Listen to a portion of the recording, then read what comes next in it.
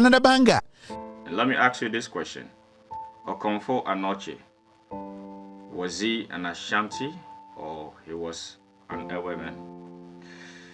Let's watch the video and let me just react to it the way I think we should lay this argument to bear. Let's try. One of the greatest spiritualists that ever walked the face of this earth. A man with unequaled powers. Okay? Was Aklomada. A great warrior from the Anglo Kingdom. Okay, yeah. Aklomada had two sons, Charlie and Chala. Yeah, these are all the myths that we grew up hearing. But what's the evidence for your claim? It's a wild book claim. Charlie lived his entire life here in the northern region. Did a lot of miraculous things. Yeah, it's a statement of truth that Charlie actually lived in the Volta region, and there's a place for him. There is a clan, a whole clan named after him. That is the Chama clan that is still over there in the Volta region. And they are typically Anglo land. His brother, Chala, he sojourned into the Ashanti region and became known over there as Okomfo Anokye. It will interest you to know that Okomfo Anokye is actually a Mfokero, and he's the twin brother of Ogbe Charlie. So they are Charlie and Chala Akpolomada. They are twins. But to say his brother sojourned to the Ashanti land, please, can you provide any strong evidence to substantiate your claim? Because these things are needed. It is not because it sounds like it, therefore it is, that argument doesn't always work. That's right. He became known over where in the Ashanti region or in the eastern region as Okomfo Anokye. Still, no evidence. We go explain because no evidence. Okay, interesting, right? Yes, it is interesting. I must agree with you. It is interesting to me because you are just giving claims after claim after claim after claim, and this is what kids do. If you typically ask anybody from the Ashanti region which Ghanaian staple food is the best, the person might say it is fufu. Why?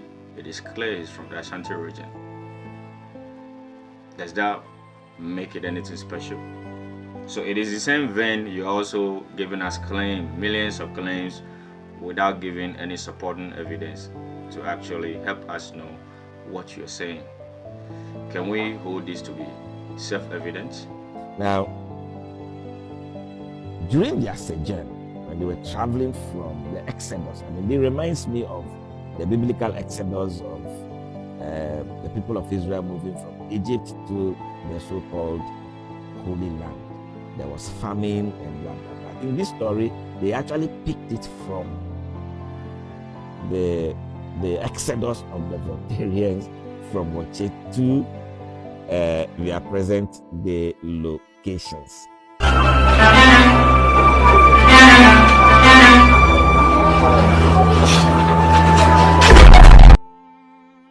In that journey, there was famine, great hunger. People revolted against their leaders. But then, Chala and his brother, his twin brother, were not around. Spiritually, they went out. They keep traveling around the world, enjoying themselves and seeing things. When they got back, they saw near revolt of the people. So Charlie caused the entire group of people, hundreds of people, to go into a deep sleep. Within minutes, He cleared vast land spiritually, planted maize, and the maize grew dried, ready for harvest. So by the time they woke up from their sleep, the entire maize plantation was ready for harvest. They harvested, they ground it into powder, the corn flour, and prepared their favorite akpele. And so that is why the Voltarians love akpele so much, because you see, the akpele is not just food, it is a spiritual connection. You understand that? So Voltarians eat akpele not just as food to satisfy their hunger, but it is also a spiritual connection. So anytime you see Voltarians enjoying their akpele, know that they are not just eating food. This is a silly argument to make. A silly argument I am saying. Look, when somebody is speaking and the person refuses to provide any evidence for their claim, not once, not twice, then we should be careful whose argument we're taking out. All right, he said, remember that the story in Exodus, the book of Exodus, actually is the story of the hours stolen and written over there. That is his assertion. The hours came to the land before Ghana, before the name Ghana, between 12th and the 13th century. Does this history precede the biblical narrative of the Exodus that we read in the Bible? We should be able to know. If you're able to put the dates together, then certainly we shall arrive at a better conclusion. That's how it works. So at this point, I think he has lost me. I think I'm done with this video. Enough. We should not be setting ourselves up for ridicule. It is just not the best. In as much as we're trying to promote ourselves and our culture, there are certain things we should be able to refrain from. Let's peel it back, right? Charlie calls everybody to go into deep sleep. How many? Say many people. We don't know the number. All right. Can those things happen? Probably. Then the claim did not end there. That he planted the seed. He mentioned maize or corn. That within a minute, it grew and was harvested, and akpele was prepared with the corn. That is why akpele becomes the spiritual food. It's just not food for the airways, it's a spiritual food. Now, let me break this down. Are you all aware that corn or maize was brought to us by the colonial masters? Are you all aware of that? That corn or maize was brought to us by the Europeans. Virtually every single staple food that we have in this country today, which we're proud of, actually was brought to us by the Europeans. That is why I'm always against those who think that the white people who came to do whatever were evil. No, they were not.